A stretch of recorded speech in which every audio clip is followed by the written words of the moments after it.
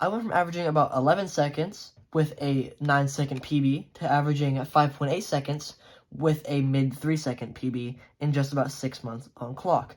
And there were 4 main factors that helped me get there.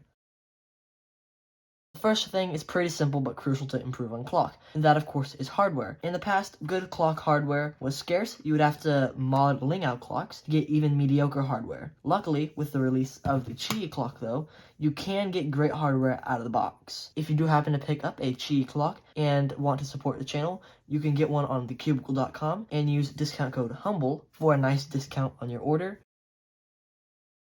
Secondly, this is not really known by many from what I've seen. I've only seen 1 or 2 videos on YouTube on it, is to actually be scrambling your clock faster. Now, this may seem as a very odd way to improve, but allow me to explain. When getting faster at clock, you want to be able to turn accurately, but also fast during a solve.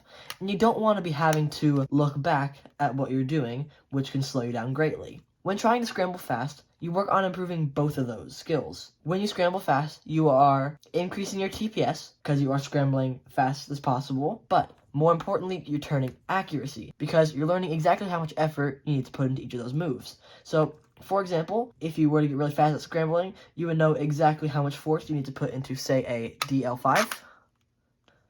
But that's just one example. If you get faster at scrambling, you're not only working on your TPS, but also learning how much force and effort you need to exert to move the dials a certain amount, which can greatly improve your turning and help you out in the long run, as well as increase the overall fluidity of your solves.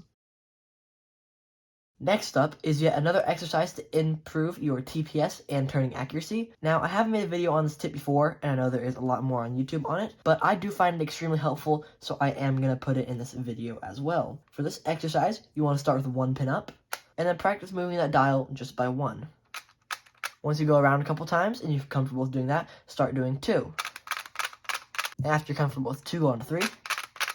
Then after 3, go on to 4, and so on and so forth, all the way up to doing 6. After you've gone through 1, 2, 3, 4, 5, and 6, and you can do them all really comfortably, start doing the negatives. So negative 1s, then after negative 1, do negative 2, then negative 3s, then so on and so forth, like with the positives, until you get to negative 6. What this exercise is basically doing is getting you accustomed to turning a certain amount on each dial, kind of like the scrambling faster tip. So, now once you're done with 1 dial, put that pin down, and then put another one up. Now, repeat that same exercise.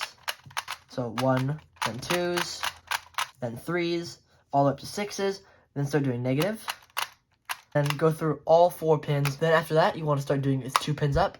So you get accustomed to how much you need to do with 2 pins. Then do all the way around each dial with 2 pins up. And then do 3 on every single one of the dials. And then go to 4, and then you should have that down.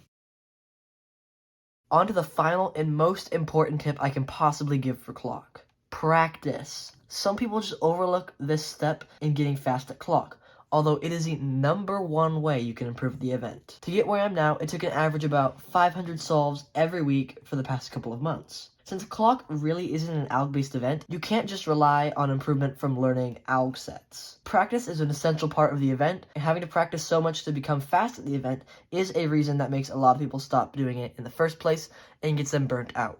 Shout out to Josh M, Cameron Miller, and Reagan Cubes for using discount code HUMBLE at checkout on thecubicle.com. If you also want a shout out, use discount code HUMBLE and then send a picture of your order confirmation with code HUMBLE to HumbleCuber on the speed solving forums, link down to the description below. Please make sure to subscribe if you haven't already, like the video, and I'll see you guys in the next one.